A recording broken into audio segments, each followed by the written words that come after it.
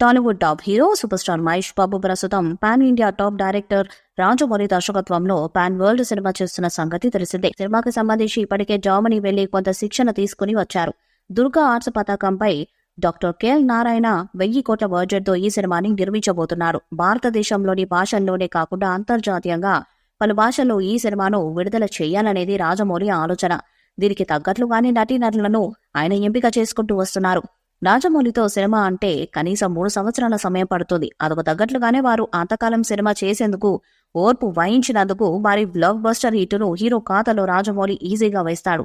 దీంతో ఆయన ఎన్ని సంవత్సరాలు సినిమా చేయమని అడిగినా అది ఎలాగో మినిమం ఇండస్ట్రీ హిట్ అవుతుంది కాబట్టి హీరోలు కాదనకుండా ఓకే చెప్పేస్తుంటారు. బాహుబలి తర్వాత ప్రభాస్, RRR తర్వాత ఎన్టీఆర్, రామ్ చరణ్ కి ఇదికు ప్రధాన ఉదాహరణ.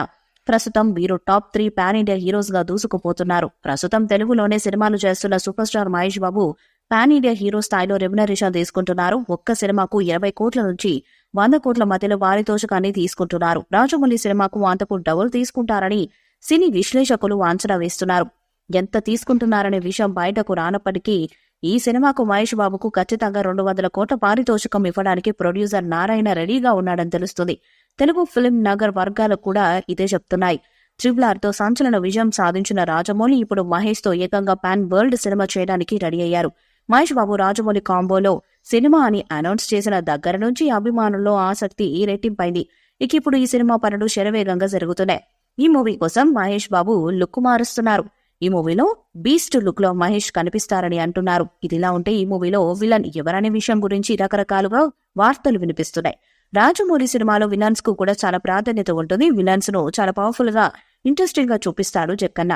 ఈగలో సుదీప్, బాహుబలిలో రానా దగ్గుబాటి ఇలా చాలా పవర్ఫుల్ గా కనిపిస్తారు.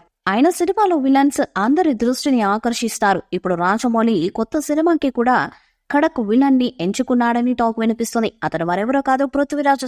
సలార్ సినిమాలో పృథ్వీరాజ్ పవర్ఫుల్ క్యారెక్టర్ ని ప్రజలు మెచ్చుకున్నారు. ఇప్పుడు రాజమౌళి పృథ్వీరాజుతో చర్చలు జరుపుతున్నారని తెలుస్తుంది. ఈ ఆఫర్ ని పృథ్వీరాజ్ సంతోషంగా అంగీకరించాడని కూడా అంటున్నారు. ప్రస్తుతం రాజమౌళి ఈ నటీనటుల ఎంపికలు బిజీగా ఉన్నారు. ఇప్పటికే స్క్రిప్ట్ వర్క్ కూడా పూర్తి చేశాడు. కథ ఆఫ్రికా అడవుల్లో సాగుతుందని తెలుస్తుంది. ఇందుకోసం సోనీ పిక్చర్స్ లేదా డిస్నీ స్టూడియోస్ లో భారీ సెట్ వేసే ఆలోచనలో రాజమౌళి ఉన్నాడు. ఈ 2025లో ప్రేక్షకుల ముందుకు వచ్చే అవకాశాలు ఉన్నాయి. ఈ వీడియోపై మీ అభిప్రాయాన్ని కామెంట్ బాక్స్ లో తెలియజేయండి. ఈ వీడియో మీకు నచ్చితే లైక్ చేయండి, షేర్ చేయండి, కామెంట్ చేయండి. మరిన్ని అప్డేట్స్ కోసం మన ఛానల్ సబ్స్క్రైబ్ చేయండి. అలాగే పక్కనే ఉన్న గంట సింబల్ ని గట్టిగా కొట్టండి.